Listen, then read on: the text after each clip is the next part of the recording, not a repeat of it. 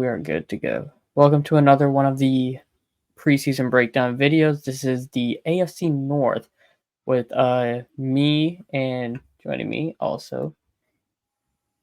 First time in a long time, actually. What is good, Mr. Hendrixx? What's up, man? Watching crazy ass Formula One. Whew, what a day. Poor George Russell. But also following Olympics, little WNBA. And shout out to the WNBA specifically. I know a friend of mine that's on the Indiana Fever, and not who you think. Cousin of mine. She just made the All-Star Skills Contest. So, big shout out to Erica Wheeler. Shout out her. But yeah, also big shout out to Angel Reese and Caitlin Clark also, because they're definitely doing a thing. But also Team USA. But let's get back to the sport that matters the most. NFL football. AFC North and breakdown. So let's get this right going, nice and easy. Cincinnati Bengals first up. Key additions is Sheldon Rankings, Mike Gesicki, Trent Brown. They did lose Joe Mixon, Amarius Mims, and they drafted Jermaine Burton and Eric Gall. And Joe Mixon lost as well. Joe Mixon leaving, it almost shocked me a little bit. I thought he would have retired with them. They took a chance on him back in the day. Nobody wanted him. I'm not going to speak on what he was accused of, because I really don't remember. I just remember that it was a big thing, and they drafted him. So I was actually shocked. I thought that he was I honestly thought he would retire at Bengal. So yeah. So going into our first question, it is, what is it going to take to get back to elite form? Health. That's simple. Just got to stay healthy. Burrow got to stay up. Got to keep him straight. Got to get him all 17 games. Yeah, that's fair. You could pretty much make that assumption with any team. I really don't see that the Bengals really have much really to work on, other than you said health. I mean, they're a good solid team. I mean, even finishing last year at 9-8, that it could have been way worse. I thought they were going to have way more losses with the injuries they had, but I mean, they seem to be on the right track. They seem to have a formula. They seem to have an identity. I remember back in the day, Cincinnati, that was lawless town. They were doing whatever. They didn't have a plan. Mr. Laws himself, Vontez, perfect, and they've always found ways to shoot themselves in the foot. But it seems like they're actually working on becoming a decent club. Like I just, like you said, health for real, because I don't really see any outstanding problems. They seem to be well coached, well disciplined. They, like I said, they have an identity now. Well, only thing with the Bengals I would say is they got to make sure they take care of the players. T. Higgins, Jamar Chase, both have contract negotiations. I mean, T. Higgins got a franchise tag. Doesn't seem like they're going to be paying him long term at this rate. Jamar Chase reports say he's far apart on an extension talks too. So Bengals got a lot of stuff they got to take care of. It is also probably their first situation like this where that's not a quarterback. I can't remember. Green. I mean, I was gonna go back as far as say Ocho Cinco. I would say Ocho Cinco. I mean, that's what I'm saying. Like with AJ Green, it was more so we're not paying you by, but they haven't really fought to keep anybody since really Ocho Cinco. Because even Hoosh Manzada, they let Hoosh go. We're not paying you by. So the actual negotiations, their front office, I say they're pretty new to this. So I'm actually imagine that this would be more of a long drawn out process. It's not like Ravens and Pittsburgh that they are, as soon as they draft you the year before they're thinking. Yeah, they're front office. They got a whole team of people that is specialized in contract negotiations. This is kind of new territory for Cincinnati. But I mean, I don't think they're dumb. I mean, I think letting Jamar Chase go, that would be shooting yourself in the foot. That's their best option at staying in top form. Building around that Joe Jamar chemistry, which you rarely get with quarterback. I think the only pair I see like that in the active NFL is Pat Mahomes and Travis Kelce. Like that, like very rare. They're in sync. Perfect sync. Like that, like they're sharing a brain. That's Brady Gronk kind of thing. Yep. I mean, I stopped because I was going to say Wes Welker, but yeah, Brady Gronk. Brady, Edelman, Walker, Brandon. Brady. First of all, it's unfair. Brady, anybody, bro. Brady's gonna throw to you. Pretty much, yeah. He's gonna. You're gonna turn around. It's gonna be right here, and you're gonna be, oh, I got the ball. But no, I see what you mean. But yeah. But it's really active NFL. You don't really see people like that. It's like, oh, you dropped the ball. Let's get someone else off the bench. All right, so our next one is, why is it important for this O-line to get gelled right away, I assume, with the additions of Trent Brown on the O-line? Because you're in the toughest division in football when it comes to defense. I don't care what team you're a fan of. I don't care where you come to. We could all be 4-6, Ravens, Browns, Steelers, and I guarantee you that you're going to lose some players that game. It's been like that since the inception. You got dirty players. You got hatred. That your O-line got to be tough, man. Your O-line, it can be tough. They have to be disciplined and they have to be super strong. You can't just have a Dallas Cowboys offensive line. You got to have.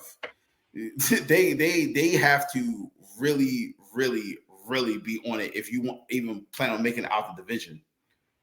Yeah, and then you play each of us twice a year.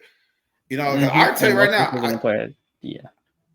I can tell you right now, like we played the Browns twice. I mean, everybody played the Browns twice in our division, but when the Ravens played the Browns twice, you can't predict those games.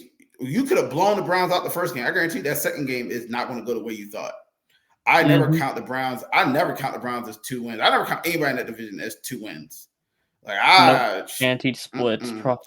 And it's all defense. It's all defense.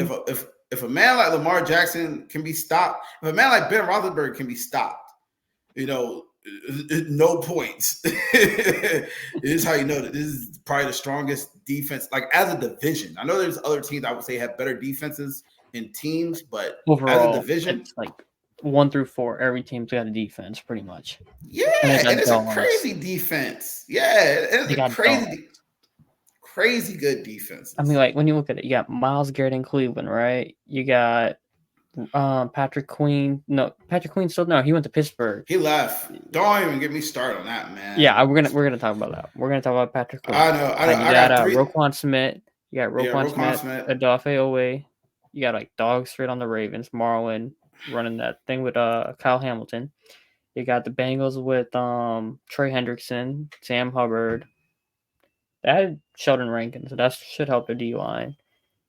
So like dogs, every single spot on each division team is bloodbaths every year. Every single year. Hard division scoring. I wouldn't be surprised if we were the lowest scoring division since probably 2000. If you look lowest scoring, I think like if you're gonna say low scoring, it would be like in between division games, not like overall, like when they play. I mean, like within like our division games. Yeah. I would not be surprised if that was us because I've seen games go the whole 60 minutes and 3-0, 7-3. 7-3, lost our quarterback, lost our running back, lost 2 receivers. People getting carted off. Yeah, 2 running backs guaranteed getting hurt. Guaranteed. One starting running back and one of the AFC North teams will be hurt by week 5. Guaranteed every year. It's just how it works because like when you look at it, right? Nick Chubb was last year, J.K. Dobbins, right? Before that, Le'Veon Bell. Before that, you had what's that guy's name on the Bengals? He was there, Jeremy Hill or something like that. Remember, he had like one good year and then he got hurt the next year. It's like every year. I said you probably heard of him because Joe Mixon was probably hurt. No, he was before Joe Mixon. That's why they ended up drafting Joe Mixon. Yeah, you're talking. It's like A little bit. 2017, I want to say. Yeah. Not back then, but that's it might even been before. Yeah. Mm. Yeah, but anyway, you get the point, right? It's guaranteed somebody's getting hurt. So when you have an O-line, right, Burrow got to stay up healthy. You need to keep your running backs. The Bengals running backs are terrible. I'm gonna be real.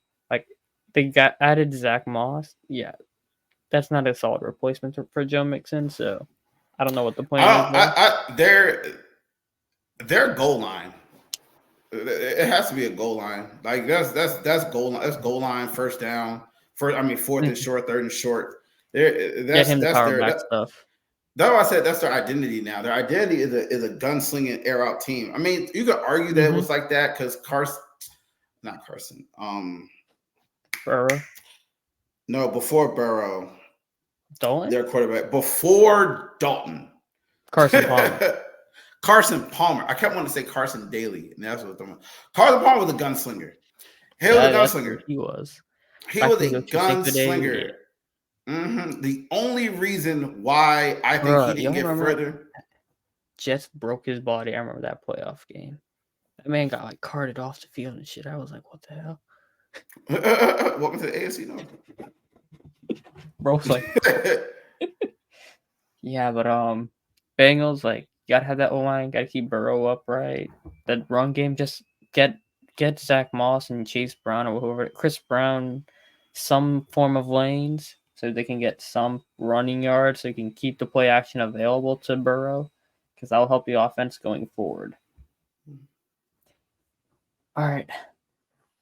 Why are all these questions offense centered, bro? Okay, anyway. How did Joe Burrow and the offense bounce back? All right. Okay, we're kind of repeating it again with health. Yeah, we already answered this one. Jermaine Burton. I want to see, like, you talked about the Bengals gave Joe Mixon a chance, remember? So, like, Jermaine Burton, similar situation. He had some off-the-field question marks on him back when he was with Georgia, I believe, before he left to go to Alabama. I think he was with Georgia. We went to Bama. Anyways, yeah, he had off-the-field problems. He came to Bama, balled out, won in the third round. If he stays, like, in check and doesn't get himself in trouble and stuff, that can be a solid wide receiver 3 for them. And that just helps the offense click even more. Because then you have T. Higgins, Jamar Chase on the outside. Or if Jermaine Burton works out, you can stick Jermaine Burton outside and create mismatches wherever you want with Jamar Chase anywhere on the field. Unlike with Tyler Boyd, where he was slot exclusive and you were kind of limited to keeping Jamar Chase outside. So, yeah. All right. With the Bengals, we're not doing no schedule predictions on this video, so sorry, y'all. We're watching this. When you do watch it, there's no breakdowns on it, but we will drop prediction of what the order will be for the division. So moving on to the next team that finished 11-6. Wait, no, that can't be right. KP set me up on this. Pittsburgh Steelers are next up with a record of 10-7 last year. So here we go. Pittsburgh Steelers, their key additions were Justin Fields, Russell Wilson, Roman Wilson they drafted, along with Troy Fautino, Zach Frazier, Peyton Wilson. Patrick Roman Queen Wilson as well was a key addition. Made me sick again. Key departures. I mean, Kenny Pickett. I mean, that might be addition by subtraction, but I don't know. Deontay Johnson. Deontay Johnson, addition by subtraction. Nah, that's kind of mean to him. He was solid for a bit, I will say. But yeah. So with the Steelers, right? Our first question would be, what type of magic would Mike Tomlin create with Justin Fields? It's not much with Mike Tomlin per se, as it is what can Arthur Smith be a semi-competent offensive coordinator again with this and bring back the Steelers offense to what he did with Tennessee with Ryan Tannehill, where they were like one of the best ranked offenses and number 1 seed in the AFC. The problem with having Justin Fields is that the AFC North and most of the league already has, especially in the AFC, they've already seen Lamar. And I won't say that Lamar's fresh. It's the same game plan. I haven't seen anything from Justin Fields that I can't get from Lamar Jackson, so I don't see why that same plan wouldn't work. You would have to really, really, really sit back and change. I mean, don't get me wrong. He was playing for the Bears. He was mostly running for his life. And I'm not saying that. I've seen Justin Fields do magic, but it's not game-winning magic. So I don't see why any other team wouldn't see what the team have been doing to fumble with Lamar. I think the Steelers probably have not the most wins against Lamar because he's been hurt. I think it's the Bengals. He was hurt. The Bengals have the most wins against Lamar. Yeah, like I said, in the division. They swept us twice. They swept the Ravens twice. In 2 years, but both times Lamar was hurt. So like 4 games, he was hurt. So, but yeah, either way, I don't see how, unless they really change up how they use Justin Fields, I don't see why they wouldn't just use why teams wouldn't just use the same formula if it works against Lamar against Justin Fields. I feel like it'd be easier. Justin is moving into a new offense that wasn't formulated around him. I mean, just John Harbaugh and Mike Tomlin, they both have the same coaching ability. Like, I'm not going to sit there and say it has to do with the coaching. They could both create a new game plan like it's nothing. It's not out the realm of possibility of Mike Tomlin completely changing Justin Fields over because Fields right. Finish what you're saying and then I'll start because I was just saying because the question was what type of magic can Mike Tomlin create, and I mean it's not out the realm of possibility, but he would have to do it, and like he would have to make that QB1 situation very clear, at least in his head early. Like, this is the way I'm going. I'm going Justin Fields over Russell Wilson, and I'm going to change my whole game plan and my whole team structure around making sure Justin Fields is successful.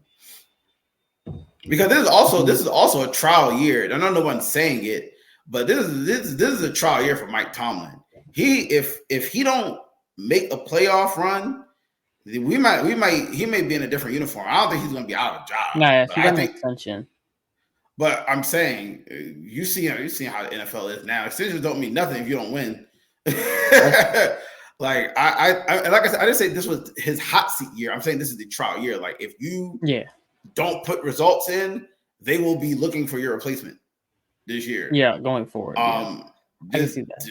Yeah, he basically has to get his own ball rolling, and if he can do it with Justin Fields, I mean. Honestly, that at the point we're recording this, not August yet, but going into training camp so far, Russell Wilson has been hurt, and Justin Fields has been getting the QB1 reps. So who knows, that Russell Wilson calf injury might be a blessing in disguise for Fields to get those needed reps, because we all know he needs it. But also, it's like, if Russ comes back, right, and he lets Fields sit a couple weeks, let him watch how Russ goes about game planning, taking care of how he manages games. Fields takes some of how Russ played in Seattle kind of thing. Like, because Fields can make that same kind of, like, create on the spot type of, like, how do I say this? Forget it. Anyways, he can make his own magic. I see what you're saying, yeah. Mm-hmm. Yeah, remember Seattle Russ, right? He was very improv based on his game. And if Tomlin wants to create magic with Fields, I feel like he's got to go and build the offense around like how Seattle built it around Russ. A lot of deep balls, a lot of improv kind of game, where it's like you have a first read, if not improv, because we know Fields not the best at reading a field, and neither was Russ. So if Fields got to succeed, you got to gain spots from how Russ played back in Seattle. Throw Denver's game. Also, I want to say that division was also pretty soft too back then when Russ was doing his thing. The 49ers aren't the 49ers of now. That's true. The Rams, no, what the St. Louis. The St. Louis. What the Rams were still in that division? Yeah, they were just in St. Louis. Yeah, trash. We all know the St. Louis Rams are trash. Arizona was the only good team. Right. Like, that was the Carson Palmer back end days. Yeah. So I mean, you're coming to at least 3 of the 4 teams or 2 of the 3 teams that you'll be facing have been to Super Bowls recently. So it's gonna be a lot that you gotta adjust to. Prepare for. Yeah, it ain't like the NFC North, but also like when you watch Fields, right, in Chicago, he was playing pretty well. Like he was playing his best football, right? But he also suffered with a lot of his receivers dropping big plays, dropping like they were running the wrong routes, either dropping the ball, or he was limited by his offensive coordinator, Lucas. Sorry. Yeah, and he was limited by like offensive coordinator. Whereas anytime they play the Packers, it's like he was afraid to let Fields throw it deep. What's up, Akamaru? Anyways, hold on a second. Good girl. Hey, go in the crate. Good girl. Yeah, so it's like we saw it right off the bat in training camp. Throwing deep balls, perfect. Like Fields is one of the best deep ball throws in the league. You gotta let Fields do that, which Chicago didn't. And I think with the receiving core of George Pickens, Roman Wilson, and Calvin Austin, that's a pretty solid core right there to get the ball deep. And Pat Farmer moves over the middle, doesn't hurt. So Roman Wilson has an insane one-on-one catching ability. Oh man, like I say in the draft, I was sick when he went to the Steelers, but I mean, first benefit of having a terrible record, man, you get first pick. And like Roman on a one-on-one, and the thing about it is a lot of these cornerbacks, especially in AFC is pretty lenient on the quarterback. Yeah, we're going to allow one-on-one. They run a lot of man. A lot of us, because a lot of the teams in that division, linebackers, linebacker core ain't making the ball get that far. If you can get it out there to the sideline, then more power to you. But I guarantee you're going to get sacked before that happens by any of the teams. So, one thing I will say Justin Fields has perfect thing is that he don't hold the ball long at all. He don't hold the ball long at all. Well, like sometimes he does hold. But when he's holding the ball, he's scrambling. I'm talking about on the design pass. He's trying to make magic happen, which was kind of a thing we saw with Jameis. Like you're trying to do too much almost. Yeah, but I'm saying like when he has a design pass and he's got a guy open, like I said with Chicago, those dudes were trash. Like you saw that he was if the dude you threw to drop 3 open passes, when you see him on 1-on-1, you're gonna have that side conflict. Roman is not that. When you see Roman get that break on him, you're throwing it to him. And Justin Fields has that. He's if you look back at highlights of when he was younger, open. Say again. So it's kind of a thing was like you see ball, you hit ball kind of thing. It's like what Justin Fields. It's like you see him open, you hit him open, pretty much. Yeah. Remember, he had Garrett Wilson, Chris Olave, Jameson Williams, Marvin Harrison Jr. Like, actually, I don't think he had Marv. I think CJ had Marv. But anyway, you get the point, right? He had dogs who were getting open. He hit them in stride, perfect. So like when you get that, this is the best receiving core he's had since Ohio State with Roman Wilson and George Pickens. He gets them open. He's hitting them in stride. Deep, like, bang. And they're not going to drop the ball like Chicago was. Not at all. Not at all. For this question, how do the Steelers get back to being the Steelers? TJ Watt got to stay healthy. Minka Fitzpatrick got to stay healthy. Joey Porter Jr. got to become a CB1. Joey Porter Jr. got to be CB1, and Patrick Queen needs to hit run gaps better, and they'll be fine. I had a lot of experience watching Patrick Queen, but I will say that, But the thing about Patrick Queen though is that he reads plays amazingly. Like I've seen him I would say one of his flaws is that he'll read the play way too fast. He'll read the play and act on that before taking anything else in mind. But you rarely see him get overlooked or passed by. He has he has an insane ability to read a play and break it down before the ball's hyped. So I think Patrick Queen will definitely bolster that defense. But like I said, healthy. T.A. Watt been out. Devin Bush still on their roster? No, he left. I think he went. He left. All right. Well, he left this year. He got replaced with Patrick Queen. Yeah. Mm-hmm. I was about to say that would be a scary combination. But Bush never came back from that ACL injury. He had his rookie year. He just came out real good, and then he got that ACL, and he just didn't come back the same.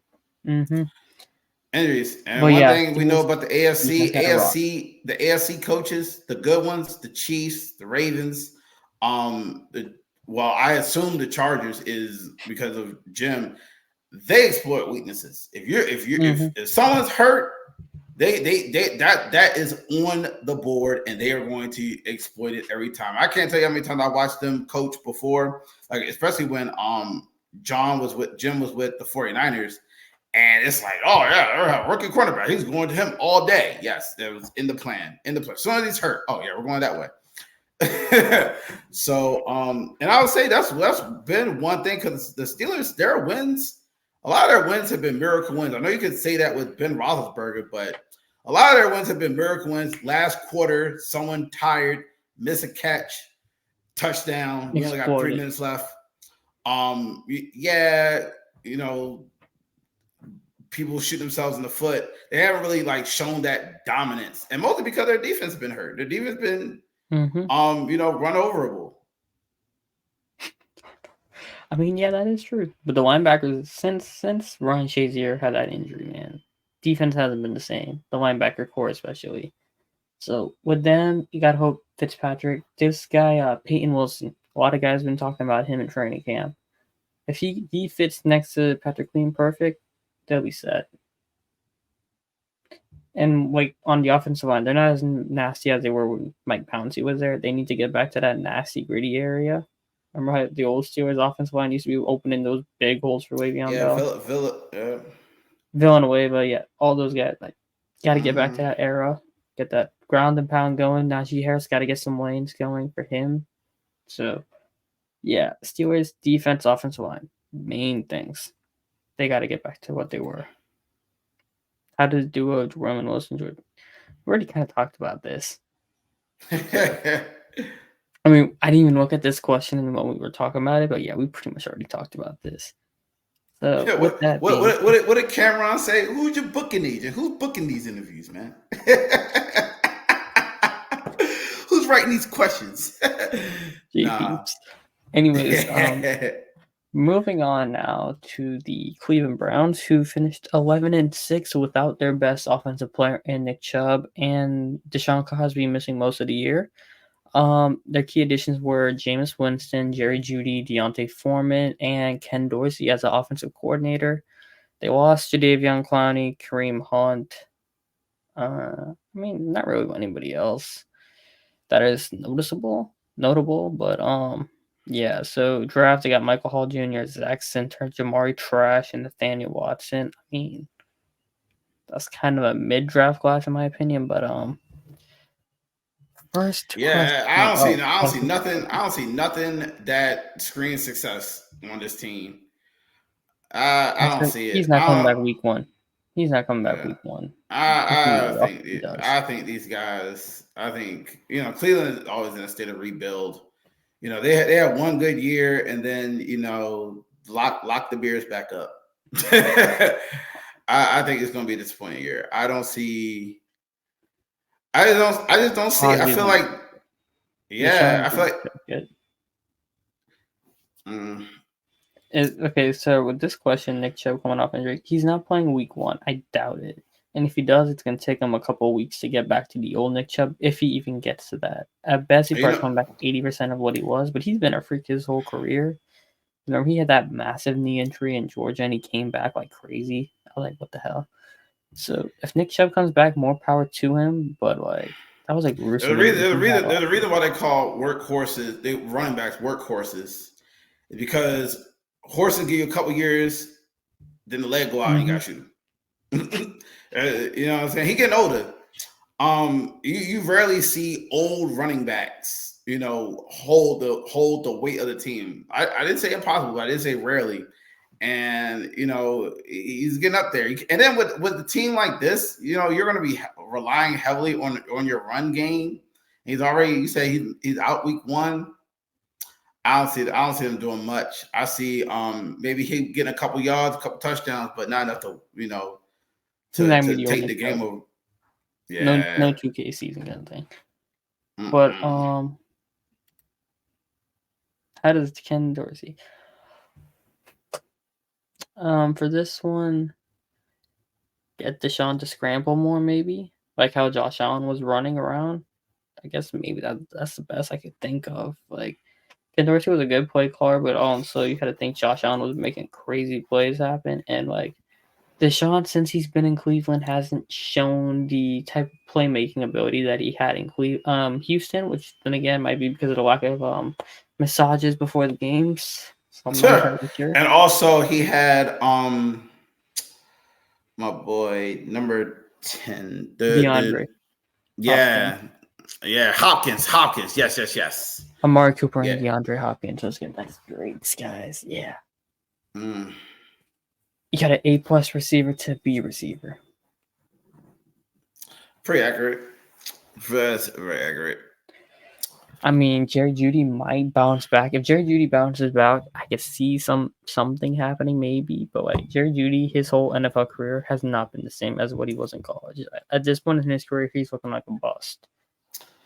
But yeah, look who was throwing to him. Denver was dysfunctional as hell. So I was say, look who was throwing to him. Yeah. I mean, but then again, Deshaun might not be good. So if Jameis comes in, they might win 7 games maybe, but you also have like 20 interceptions, so you never know. Cleveland fashion. What do you want? You want massages or crab legs, man?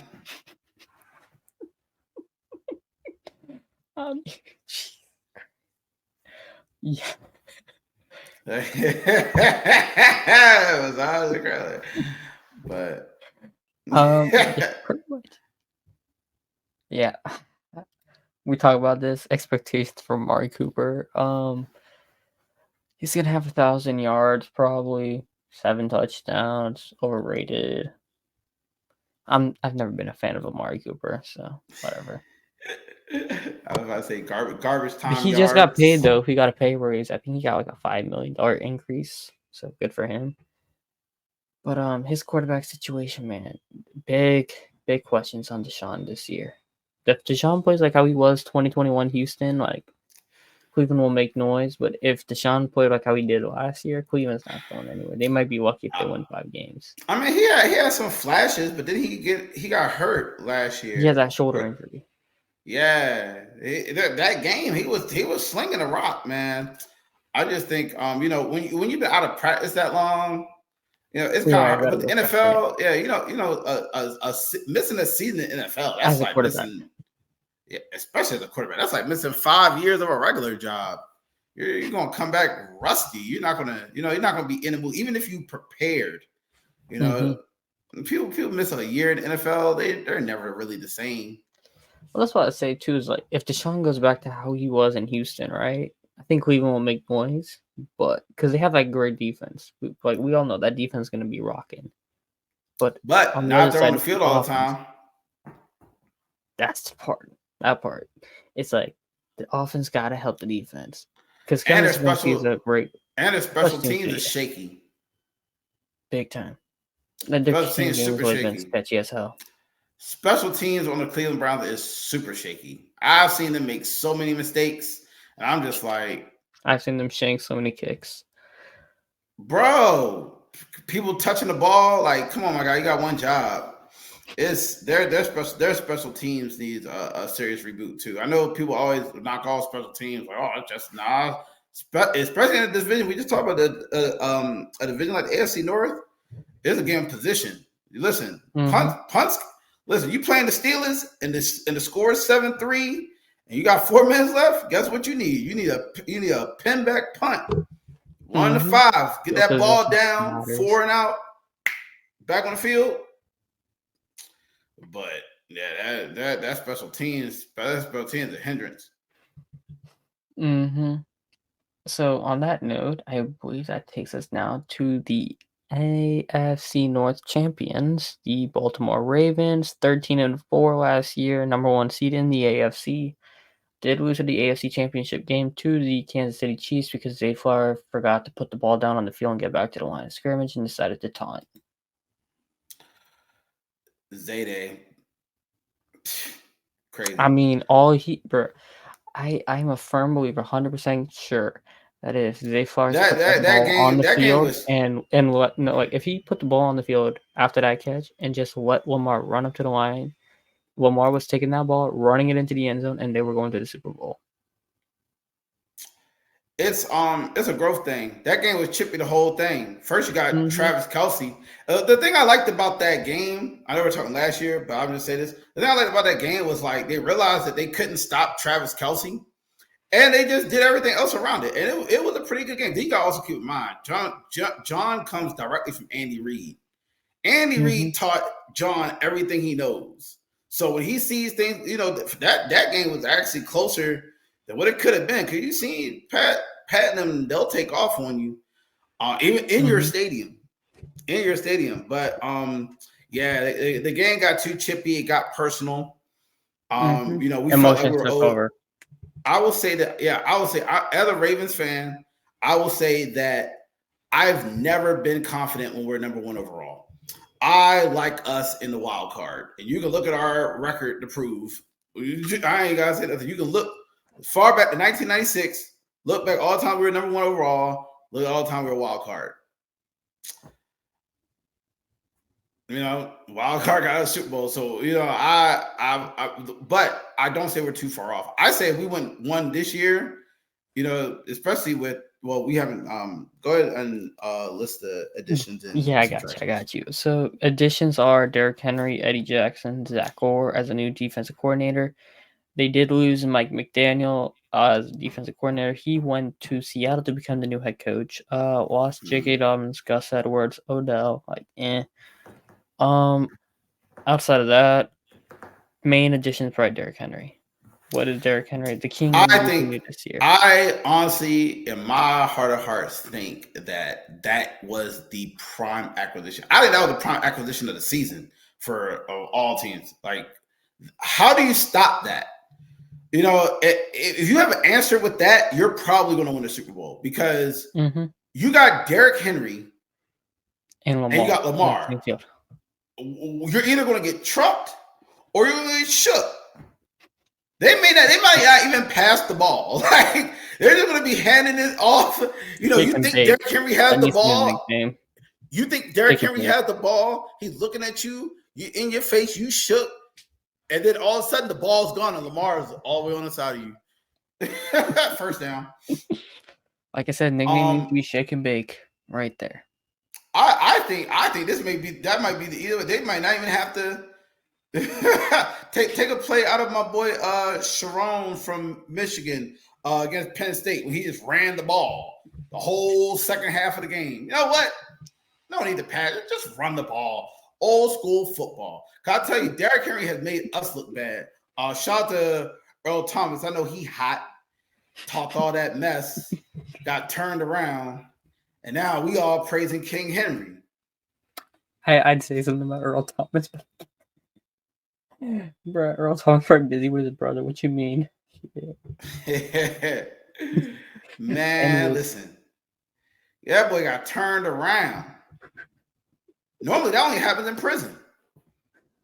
I never seen it happen on a football field. I wish I could say roll that beautiful footage. It don't hurt as much now. I mean, I would have found it actually and pulled it up, but we might get copyrighted for that. Anyways, how much pressure does Derrick Henry take on? I'm assuming that means take off of Lamar Jackson. A lot, which means like when me and my dad, we always be watching Ravens games, right? That's like outside the Saints games, we always watch Ravens games because we like Lamar. And every time he does say that, he just say like Lamar just try to take too much of the load because like he knows like when he watches games, right? He's like. The Ravens know Lamar is going to bail them out every time. And when you got a guy like Derrick Henry on the field with you, it's like, hey, Lamar doesn't have to be the only guy who's bailing you out right now. You can just give Derrick Henry and let him just truck people over and shit. So it's the fakes, Lamar gets a running the mate. fakes, it's perfect. It's like I'm gonna go with the Naruto reference because you got a background. What they say, Naruto's win matches Sasuke's fire. This was perfect. Perfect. When I heard it, I was shocked because I thought that was one of the best acquisitions of the season because it was perfect. It was perfect. Listen, I know it's not Ozzy no more. I always say in Ozzy we trust, but EDC we trust. The Ravens, when it comes to off-season moves, really are unmatched. Like they've always managed to pick someone up that people are like, who, what? And then that man become a star. Or, you know, they revitalized a few careers. And we didn't talk about their additions in the draft. They nailed that. Oh, yeah. And the draft. The draft. Nate Wiggins. They stole Nate Wiggins, bro. Putting him next to Marlon Humphrey on the other side, but that's nasty on that secondary now. Roger Rosengarten and James. And that trade, I think that was the one that we traded up for, right? I think that was one Wiggins. I can't remember the draft. Yeah, that trade up for that draft, that was 2 years in the making. Like, I saw them when they were analyzing it. They said, this draft, they moved up from a trade they made 2 years ago. So they're always like I said, remember we talked earlier and I said about how some teams, they just have off season, like they just have an off season team. That's all they deal with is the future. That's definitely the Ravens and Pittsburgh. They look in the future. They calculated. That's why you really never see that either one of us really down bad. You never see us with 4-win seasons. Like, you know, the worst come is, you know, first round exit. We don't really. I think the only time we've ever had a less than 500 season. I mean, and when I say less than, I don't mean like 7-9. I mean like 5-11. Was I think that was Brian Billick's last year. That's right, actually. Us in Pittsburgh, we're never really down bad because we're always thinking of the future. And then, because we were 5-11, we got Joe Flacco the next year. So, small blessing. Works out. It all worked out in the end. Next question: what is it going to take to get past KC? I said I answered more headspace than anything. No, I was say like for the Ravens, because I know you the Ravens fan, so I'll let you get the second half of this and cook on it. But like with the Ravens, I feel like it's mostly their headspace. They just got to believe they can do it more than anything, because like they have the talent to do it. It's just mentally they have to be able to get it through themselves to take over. To say Mahomes isn't that big tough guy that everybody makes him out to be. My answer for this is that we gotta play them in the season. That's a 2-match team. We gotta play them got in week 1 in the year. You got the opening game. Yeah, but I would say mostly Lamar respected Pat Mahomes too much. He was like too nice. I'm going back with another anime reference, but I'm going to say My Hero when Midoriya. They said Midoriya respected All Might too much, and he couldn't make his power his own. But you can add to any other show that, you know, had that same, you know, mentor is bigger than life thing. But he respected Pat Mahomes too much. I think he even said in an interview one time that he hates going against Pat Mahomes because he respects him too much. But I think that's off the table now. I think Lamar's now, like, you know, he's seeing like because, you know, the Chiefs don't make mistakes. They don't. They are going to win or they're going to lose, but they're not going to shoot themselves in the foot. And that's what I think bothered Lamar last time was he did everything in his power, kept the game close. He kept the game close. We shot ourselves in the foot. And, you know, they were who we thought they were. And we let them off the hook.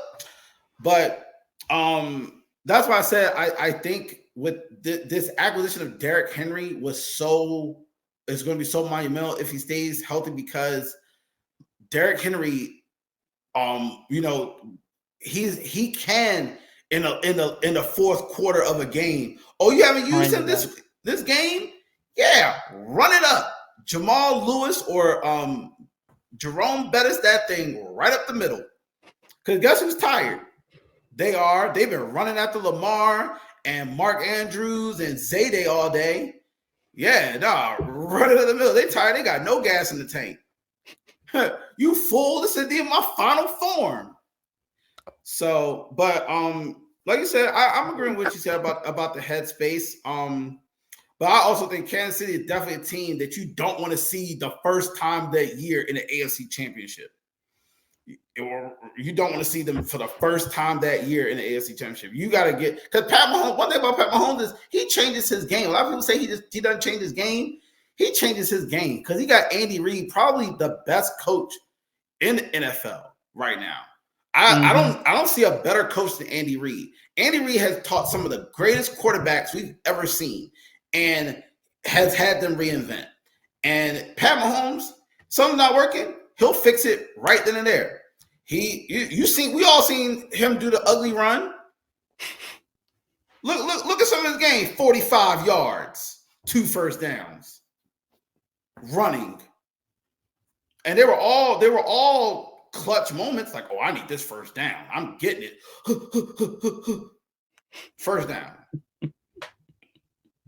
And and they got Hollywood, which it's just an archetype. They've been trying to replace that Tyreek Hill hole, so they let him go. But go to show you, as long as he got Travis Kelce, though, I think, yeah, mostly headspace because the Ravens aren't flawed in terms of playing. It's just that they've gotten the better of them. It's You be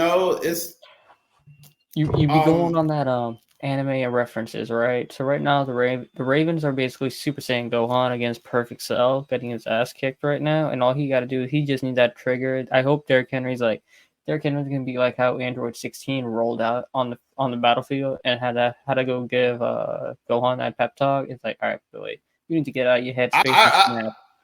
I thought you were gonna say Goku behind him with the Kamehameha. Oh, wait, well, that's bro. We gotta get to that.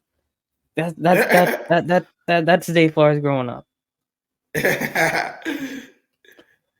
But yeah, that's pretty much it. It's like all they gotta do is get out of their headspace and say, "You ain't that big scary guy." Like Vegeta be always afraid of Frieza, right?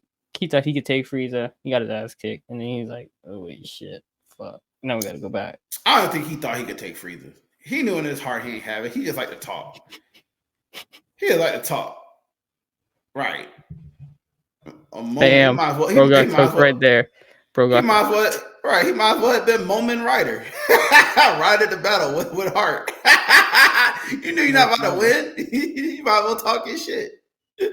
He's on I'm gonna stop with the anime wrestling. We're still on an NFL podcast right now. Shit. Anyways. Well, I can't mention no House of the Dragon stuff because A, spoilers, and B, we'll get copyright. At least this stuff already. Yeah, at least this stuff is still under fair trade or fair use. How do they ensure they finish the job this time?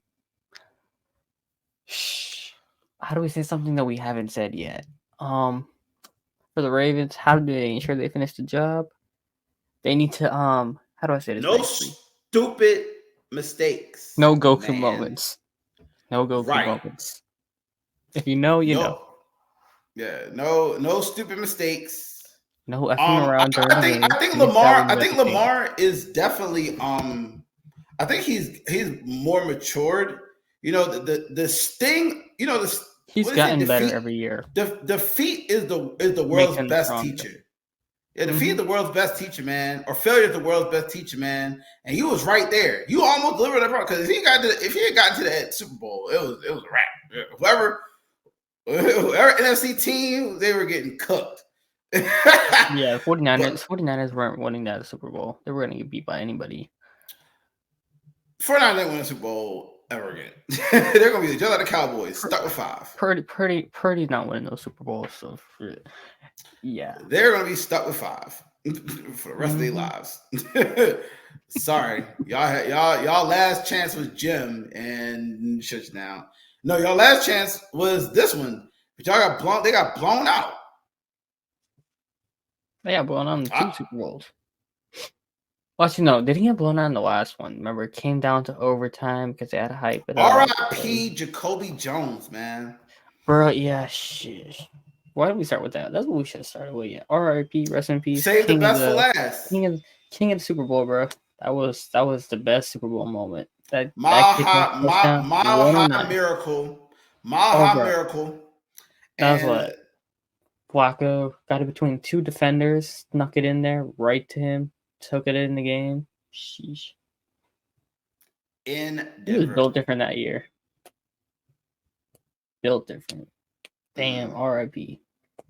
That 109 touchdown in the Super Bowl, that shit was crazy. Can't get no further than that. That was it. that was a permanent legend. R.I.P. Stop eating ultra processed foods, y'all. I don't know what the cause of death was, but you might as well stop hurting yourself. Stop eating. I think it was heart attack. Stop eating ultra processed foods, man. That's true. Don't do it. The best way to keep your health up. Get your blood pressure checked. Get your heart checked. Just letting everybody know, because 40 is not old. I'll be 40 in 5 years. Yep. So make sure y'all checking your health. Eating right. With that being said, on the PSA public health announcement, or no, was it public health announcement? No, public safety announcement. Yeah, public service announcement from Denny Hendrixx. Check your heart, keep your health down, watch out for processed foods. Remember that, guys. Now, with that being said, thank you for another one of the preseason breakdowns. I believe this might actually be the final one getting released. So, thank you for everybody who watched all of the preseason breakdown videos. Shout out Chad, Flash, Hendrixx for joining me and JP's doing these breakdowns. They were a lot of fun. Hendrixx, we gotta get you on some more podcasts, bro. Whenever we get the time. Yeah, I'm gonna have my next biggest fan up in there probably next time we do this thing. Little baby boy. Yes, sir. Busy. So, yes, sir. He's already draped out. I got him 2 jerseys already. So which was the first one gonna be, Lamar? Yeah. Mm-hmm. Got the Jackson jersey. He's also got a Flacco that I'm gonna hang up.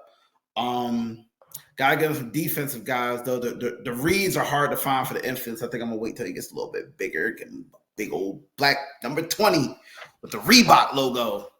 What about some Ray Lewis, man? No Ray Lewis. Oh yeah, those are easy to find. those are easy to find. Yeah. But anybody who knows me knows Ed Reed was my favorite Raven of all time. I'll even tell you my favorite player. My favorite player of all time. Like there Ray, you're the GOAT. You're a GOAT, but Ed was just spectacular. I'm spoiled now. Now, whenever I see the ball go up, I'm expecting an interception. I didn't know that interceptions didn't happen every game. I grew up seeing it. I'm like, where's the interception? Why did you not catch that and run it back 40 yards? What's wrong with you? Got spoiled. Those are some good days back then. Yeah, you had Ed Reed on one team going against Troy Palmer on the next team, but whoo, boy. Hey, no wonder the Bengals and Browns sucked for so long. Sheesh.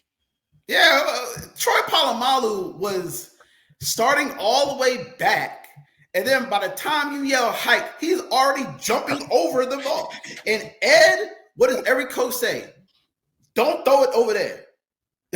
I don't care if that man is wide open. That man is not open. He baited Peyton Manning, Tom Brady. We had to get through these guys to get to our Super Bowl. We ain't bullying. We ain't bullying Justin Fields. Hopefully we are. But yeah, man. Always a pleasure, man. I'll be talking to you. Yeah, that was a great one. We did a late night special episode. Actually, we recorded this after midnight. For anybody who cares, that's why we would never get to him. We gotta change the background, make it red light district, late night. We'll get booed in it next time. Definitely. Bro, yeah. I just get home. From work. I definitely would have had that bottle. Yes, sir. Mm-hmm. With that, guys, thank you so much for this episode. We will see you guys when the running gun comes back. I don't know when, but after that, stay safe, stay blessed. See y'all on the next time.